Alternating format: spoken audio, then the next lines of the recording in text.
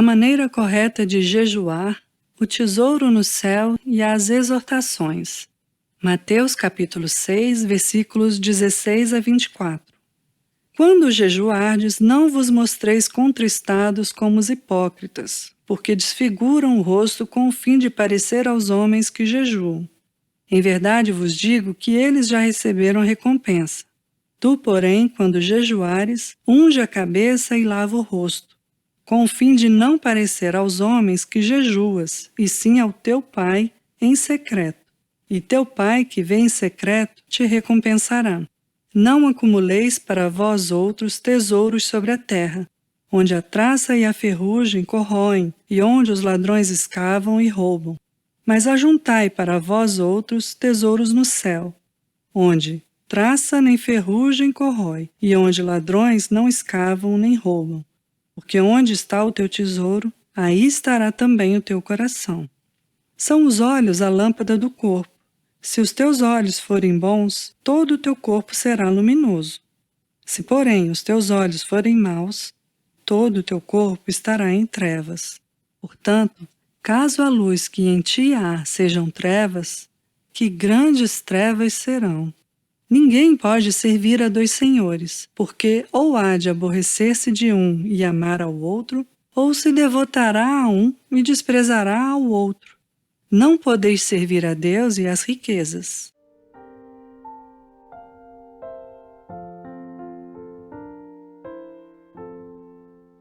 Nessa parte do Sermão da Montanha, Nosso Senhor nos fala de 3 assuntos: o jejum, o mundanismo e a importância de se ter um propósito bem definido no que diz respeito à religião. O jejum, ou a abstinência ocasional de alimentos, a fim de trazer o corpo em sujeição ao espírito, é uma prática frequentemente mencionada na Bíblia e, em geral, vinculada à oração. Davi jejuou quando seu filho recém-nascido adoeceu gravemente. Daniel jejuava quando buscava uma orientação especial da parte de Deus. Paulo e Barnabé jejuavam quando apontavam os anciãos para as igrejas locais. Esther jejuou antes de se apresentar ao rei Assuero. O jejum é um assunto sobre o qual não encontramos nenhum mandamento direto no Novo Testamento. Parece que é deixado a critério de cada um se fará jejum ou não. Nisso há grande sabedoria. Muitos homens pobres nunca têm o suficiente para comer, e seria um insulto ordenar-lhes o jejum. Muitos enfermos têm dificuldade de se alimentar bem, mesmo dando toda a atenção à dieta, e o jejum contribuiria para agravar ainda mais a doença. Essa é uma questão em que cada um precisa estar persuadido em sua própria mente e não ser precipitado em condenar os que não concordem com ele. Somente um ponto jamais deve ser esquecido. Quem jejua deve fazê-lo em quietude, em segredo e sem ostentação.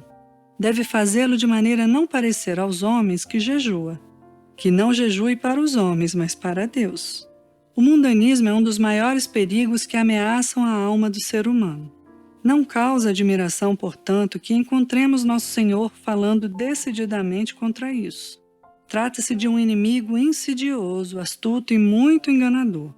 Parece tão inocente dar atenção especial aos nossos negócios, parece tão inofensivo procurar a felicidade nesse mundo, desde que estejamos limpos dos pecados mais visíveis. No entanto, essa é uma pedra contra a qual muitos podem naufragar para toda a eternidade. Eles acumulam tesouros sobre a terra e se esquecem de ajuntar tesouros nos céus. Que todos nos lembremos disso. Onde está posto o meu coração? O que eu amo acima de tudo? Meus maiores afetos estão ligados às coisas desse mundo ou à realidade celestial? A morte e a vida dependem da resposta que seremos capazes de dar a essas indagações. Se nosso tesouro está sobre a terra, nossos corações serão terrenos, porque onde está o teu tesouro, aí também estará o teu coração. Ter um propósito bem definido é um dos maiores segredos da prosperidade espiritual. Se nossos olhos não veem distintamente, não podemos caminhar sem tropeçar e cair. Se tentarmos trabalhar para 2 mestres diferentes, poderemos ter a certeza de não satisfazer nem a um nem a outro. Acontece o mesmo a respeito de nossas almas. Não podemos servir a Cristo e ao mundo ao mesmo tempo. Isso simplesmente não pode ser feito. A Arca da Aliança e a estátua de Dagon jamais permanecerão juntas. Deus deve ser rei sobre nossos corações. A lei de Deus, sua vontade, seus preceitos, devem receber nossa primeira atenção. Então, e somente então, todas as coisas se ajustarão em seus devidos lugares em nosso homem interior. A menos que nossos corações estejam assim tão bem ordenados, tudo mais estará em confusão. Abre aspas. Todo o teu corpo estará em trevas. Fecha aspas. Com a instrução do Senhor acerca do jejum, aprendamos a grande importância do contentamento em nossa religião.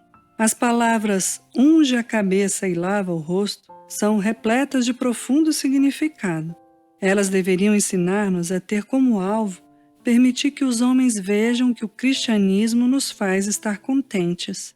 Jamais nos esqueçamos de que não existe religião alguma em parecermos melancólicos e tristes. Estamos insatisfeitos com Cristo e com o serviço de seu reino? Certamente que não. Então, não tenhamos a aparência de quem está insatisfeito. Aprendamos com base na advertência do Senhor acerca do mundanismo, como é grande a necessidade que todos nós temos de vigiar e orar contra um espírito mundano. O que a maioria dos cristãos, entre aspas, professos ao nosso redor está fazendo? Eles estão acumulando tesouros na terra. Quanto a isso, não há dúvida. Seus gostos, hábitos e procedimentos nos contam uma história digna de temor. Eles não estão ajuntando tesouros no céu. Cuidemos todos nós de não cair no inferno, somente porque damos atenção excessiva a coisas que são perfeitamente legítimas. A transgressão notória da lei de Deus mata seus milhares, e o mundanismo seus 10 milhares. Aprendamos, com base no que nosso Senhor disse acerca dos olhos bons, o verdadeiro segredo das falhas que tantos cristãos parecem cometer em sua religião.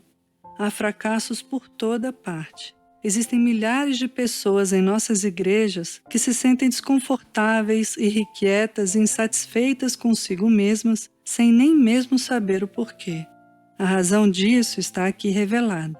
Elas querem estar de bem com Deus e com o mundo.